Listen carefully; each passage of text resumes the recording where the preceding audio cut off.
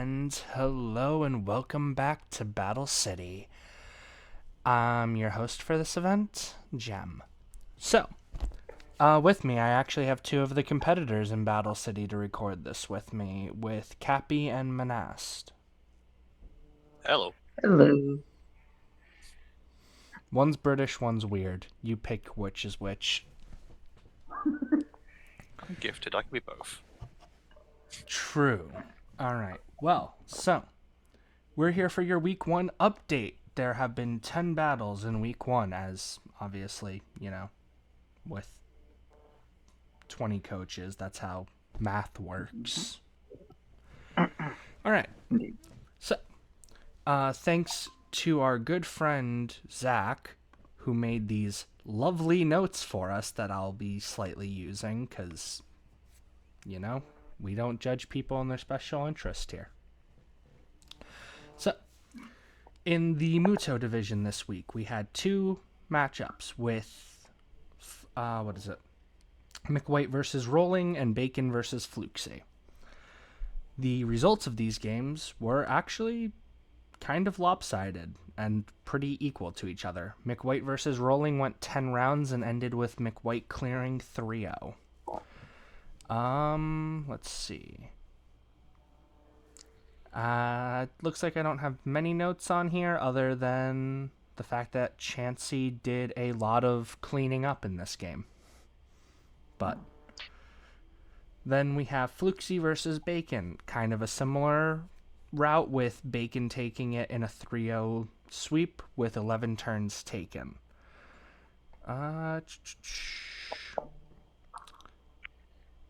Yes. So we do have a calm. There was a Calm Mind Jolteon sweep in this game.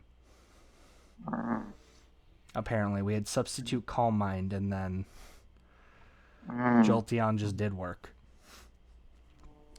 It's pretty impressive because there was a lot of talk about the bulkier Pokemon being the ones that are going to really pull numbers, but here we've got Jolteon, who is not the most resilient Pokemon, really pulling a win. I mean, so the thing with this is, bulk does really good, but you also need to combo it with good offense. And Jolteon, if nothing else, is good at offense. Then we got down here in Kaiba, don't mind the blank name, we're sorting that out. But down here in the Kaiba division, we had Venti versus Gamebro and Cruiser versus the slot that was coached by Lag. So, Venti versus Gamebro. Notorious fact, this is Gamebro's first event back on the server in I want to say he hasn't done anything in a year. It's been a while since he's actively participated, and he came back with a 6-turn 2-0. It was the third battle overall that happened, and honestly, it was just offensive Marowak doing offensive Marowak things. Thick Club Gopher. I assume it was Thick Club. I don't actually remember specifically. I'm happy. I like Marowak. I mean, it was literally just turns 1 Swords Dance into killing Tauros and Slowbro. Yeah. I do vaguely remember that, yeah. And then I have a bit. Our other game was Cruiser versus Lag, which... this was a little bit painful because there was a turn 1 Will-O-Wisp from the Magmar that just kind of whiffed. Started. Well, no, it was on Poliwrath. Poliwrath got burned, turned 1. Right. And then it ended up coming down to Dodrio versus Gengar, both of which were Choice Scarfed and a speed tie. Oh, right. So it literally came down to which one of that. It was just fun. A coin toss. Yeah, pretty much. It's unfortunate, but that just kind of happens sometimes. Well done to Cruiser there. Solid place from both parties, I think. And then, actually, one of our featured matches will be showing off here in a second with our next one, which was the closest match of the week with Cappy versus Polar. Mm-hmm. And, Yeah. oh boy, we're not going to get too into it now because I do want to do that in the analysis, but that was interesting battles, interesting sets. I wasn't expecting what Polar brought in the slightest for it, and it was fun. Mm-hmm. It was genuinely impressive. Yeah. Most of these, it felt like you could kind of tell which way it was going about halfway through. But with this one, I was just sitting there thinking, I'm not putting money on this. It could go either way. And then we also have Momo and Manast, which... Whew. Acid armor, That was man. unfortunate. No, it's literally Yeah. just acid armor. Yeah. I made the mistake of planning for Muck, but because that worked against me because Momo accounted for what I planned, and that just ended up making it even worse for me, which is quite funny. In hindsight, special attack would have worked, but you experiment. Sometimes you lose. It happens. Yeah. That is the unfortunate truth of the world. Sometimes these things just happen. But Sometimes it do be like that. I will say it was... Even in the notes, it's just... The admission, acid armor plus drain punch is so... It's hard to deal with. Hard to deal with. Exactly. Yeah, I had like Life Orb Venusaur with Earthquake and Maxed Attack, and it wasn't even scratching. Mm. That Muck is going to be a force. Yep. Then we're going to go back to Wheeler, which starting with EJ versus Lime, in which... let's see... Yeah, pretty much the only thing in here is Dragonite being busted in this format. Yeah. What else can I say? Yeah, It's really good. Fun. Dragonite was solid last time, and it's not any worse this time. I mean, yeah, it carried McWhite to the finals last time, so. And then the other matchup is our second featured match of the day, which is going to be Zach versus Vaughn. Which, again, not going to go too far into details on here, but it was a really good game to watch. Like, going through to figure out which ones I wanted to do for the featured. I personally thought it was one of the better games that got played. I'm looking forward to seeing it again for this video. I think it's really fun. And then we have the Valentine division, which, for anyone who didn't watch the last video, the Valentine division is the 4 players in the final slots here. So we had, for the first one, oh, perfect, I can do it like this.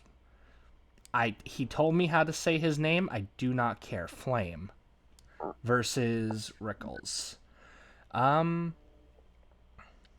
This was actually the first game that got played throughout the week, and it was a body bag for Scyther. Scyther just wrapped up the entire thing. Like, it even... Okay. So to put out how, like, powerful Scyther was in this game, at one point there was light screen set up, and Scyther just proceeded to get a crit through the light screen to Oko the Hypno. Wait. Was Scyther special attack game? No, it was a Swords Dance Scyther. It was Swords Dance. Turn 1 Sword Dance, turns 3 through 4 he just killed. It was a 4-turn battle. Oh my gosh. Well, okay. You just can't really sugarcoat it. Playdisys really killed it. Like, Scyther is definitely going to be something to keep an eye on while it's here. And then our other battle, ironically enough, Valentine opened and ended the week with Roy versus Jaros. Yeah. Whatever it is. This was the last one, and it From what I can see, the main clutch here was a Terra Stellar Ninetales that just was able to apply enough pressure with having the right stab to take out everything. Mm. Yeah. Mm-hmm. And like that's the thing with using the Stellar Terra type is the fact that Pokemon like Ninetales that have a wide variety of moves that they can draw from are going to have such an advantage. Mm. Yeah. Like, generally, with Stellaterra, you either need wide move coverage or there's weird niche strategies where you get a contrary mon and use Terra Blast. But Mm. that is not relevant for Gen 1. It won't be relevant until, like, Unova. Gen 5? Yeah, Gen 5. Well, let's get into our featured games for the week, starting with Zach versus Vaughn. Mm-hmm. Something is on my dock wrong. Well, oh, I think Zach won Wigglytuff in this. Yeah, Zach won Wigglytuff, so Yeah, okay. I that forgot. sounds I right. forgot Lime went through and did some stuff on the dock while I wasn't paying attention. Okay. Alrighty, so let's get it started. We got Dugtrio versus Weezing. Immediately to go into Blastoise. Mm-hmm. And okay. I don't think I've actually watched this game through in its entirety. I got about halfway through when I was picking which games to watch for the week. There we go. Mm-hmm. So we got Wigglytuff out. Zach's Blastoise here is doing real well. Like, the initial switch, solid. Mm-hmm. Mm-hmm. And then Predicted the protect there. To get Yeah, a good he's switch. dodging those protects. It's great. Mm-hmm. and even Oh, getting no. some good moves here and there, like Oh, removing the life orb. Oh, predicted that Sacred Fire, it looks like. Mm-hmm. I will, and he Predicted got a that. predict there. Yeah, Yeah, God, Mm. that's Zach amazing. Zach is a lot like Rolling, but to a lesser degree, where like he puts himself down a lot when I don't think he should. Mm-hmm. I gotta be fair to Von here as well. He's got a solid comp for what he's doing. I just think that right now it's just not working out for him, which is unfortunate because I don't think he's got a bad idea here at all. But I feel like he's been put on the back foot, and now it's just not enough. Yeah, like the snowballs in Battle City are ludicrous. Typically, you lose one Pokemon at the wrong moment, and the battle's pretty much over. Yeah, especially in Not these too early bad. rounds. Like, this is already longer than every other game at this point in the game. Yeah, this was a game worth a lot of switching and a lot of just trying to outsmart each other. And then, even then, you have Zach who got some really big predictions off at times. Like earlier when he clicked Flash Cannon into a Fire-type Entei. Yeah, exactly. Predicting the switch to Wigglytuff. Yeah, and Dugtrio is, kind of got this. Stone Edge, unfortunate. Lumberry, though. Oh, I think I remember that. Okay, yeah. We had some Stone Edge misses in this game. Yeah, because I think this was Levitate. He was worried about Levitate Weezing here, which is why we're going for the Stone Edges. And then in between that and the Protects. Yeah. Yeah. And I remember that hit the Protect. I ideally hope that it's a Levitate for Zach's case. If I played this game and then realized it was neutralizing gas afterwards, I would just cry. Well, you would know it's neutralizing. Yeah, we would know if it was neutralizing gas because it would have popped up. It could technically be stench, but I don't even know what that does to know if it could. Yeah. I don't think it has I don't think stench has a competitive use, so it almost certainly was Levitate. So that was the longest game of the week. And now for the closest game of the week and what I'm considering the main event for the week. Definitely Yeah. not biased, though. Not at all. All right. We got Capybara versus Polar. And immediately with the Yeah. signal beam to start. Yeah. I forget that Electabuzz actually has, I think, a semi-respectable special attack stat. I also Yeah. forget that, to be fair. Yeah, I think it's Um, actually better than its attack stat. It's just that Electivire being a physical attacker makes you forget. But That's I don't think 100%. Electabuzz is about actually Electabuzz often.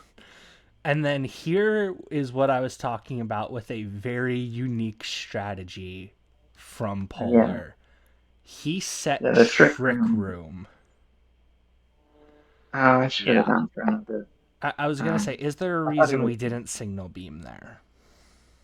I was expecting a switch, I think. But oh well. I as soon as I saw the Slash Hawk, I knew that was a mistake because I could have killed that Exeggutor there. And Hindsight's then we then- got Harvest. I think that was Hidden Power Electric because I triggered the Welcome Berry. And then Ooh. The menace himself. her- Trick Yeah. Room Person- Curse Snorlax. from here I think there's I tried to get the attack down. I tried to get some flinches here because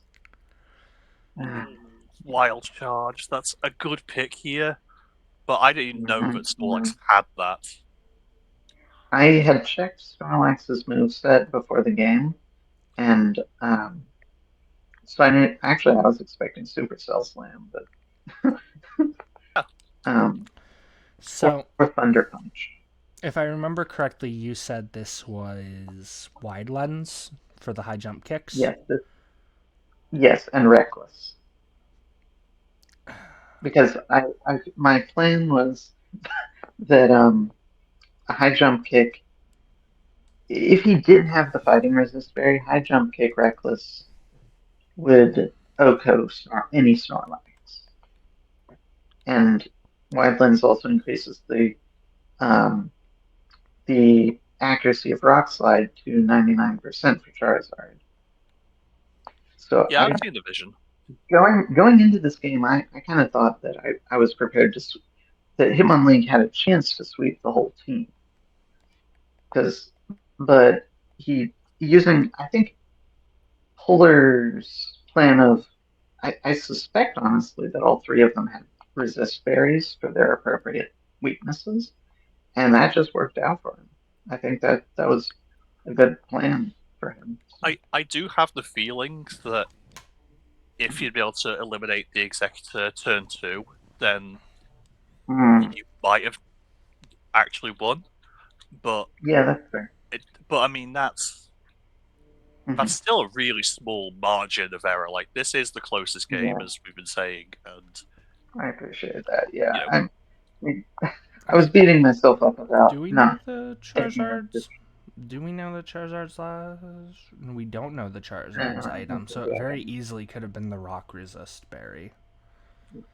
I can't see what else it would be. Like, maybe water if you're really worried about Gyarados, but I feel like Rock is the bigger threat here. Yeah. I mean, it was definitely the closest battle and one of the most entertaining to watch because I didn't expect to ever see Trick Room in here, if I'm being completely honest. I was thinking about it, and I think part of the thinking, part of what makes it better, is that these matches, especially early in the season and/or between competitors who have fewer mons left, they're going to be shorter.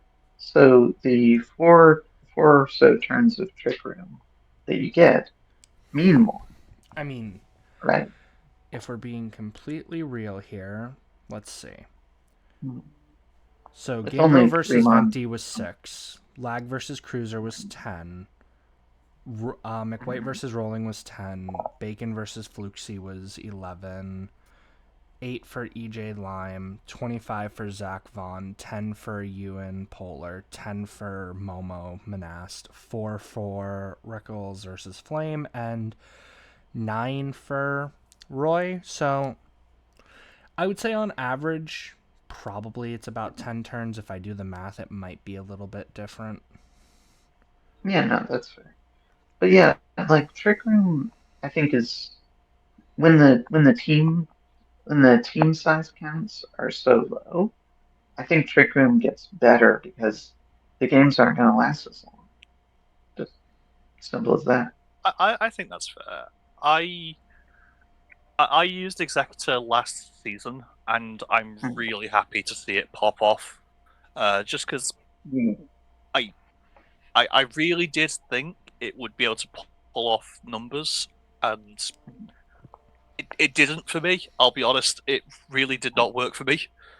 All right, But well, I got bored and decided to do the math, and yes, I can confirm, even with the anomaly of the 25 turn game, the average turn count was 10.3 turns for this week. Nice. that makes Yeah. sense. So yeah, so like getting and I mean the thing is a Trick Room, if you build one or two of your mons around Trick Room, like you're decreasing you're gonna build them slow, but that also means you get to build them tanky. Yeah, Or it's a really strong strategy if you can build for it, and yeah, and I you I don't would so not be surprised if Polar goes far.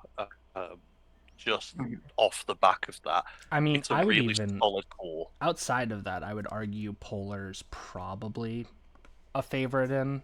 Like, if you had to ask me my favorites right now, I would definitely say from each, I think McWhite from Mudo. Oh, I don't know who to give it in between Gamebro and Cruiser because both actually have some good starts, but I think I might give him the edge here just because I feel like Gamebro can deal with Cruiser better. Mhm. Polar That makes sense. from Ishtar and Lime and Wheeler, like Mhm. it's almost a straight line down outside of Gamebro of where I place people because it's like some of these teams are And really shaping up, and even though Lime's not happy with Flareon, it's not horrible. yeah. Yeah, Also, I will mention because it was we were a little bit of an oddball match there. Um, Polar and I anteed Gyarados and Snorlax. We anteed our first picks instead of anything else. um, that was by agreement. So yeah. Um, yeah, fair. I think I Polar has made the point. genuinely, Sorry. I genuinely think that's fair. Like, if you'd gotten Snorlax, I think that would have Yeah. seriously thrown a wrench Mhm. into Polar's core. Yeah, and Unfortunately, has not worked out that way. Polar has managed to turn it around very yeah. admirably, and I don't know what he'll do with Gyarados. It doesn't really seem like it'll fit super well into the Trick Room core, but Yeah, I've seen Gyarados Polar isn't play. terribly I, fast, but I, yeah. I, I am very afraid of him for when I actually play him at some point. Hmm. Hmm. Yeah, but Uh, yeah. I mean, honestly, well, for a two, considering I lost my first pick in the ante week one, I'm not. I'm honest. I honestly don't feel terrible with what I have in terms of my mods. So, yeah. uh, Um, oh, let me just. I was about to say something, but let me just check what you have first. yeah. Oh, Uh, you mean what I have left? yeah. Just give me a second. I was about to be very funny, and then I realized I don't actually know what I'm talking about. Hmm?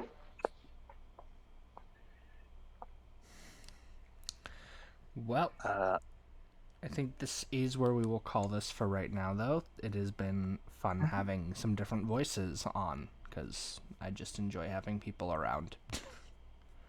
glad to Yeah. be here. Yeah, likewise. Same for me. Thank you.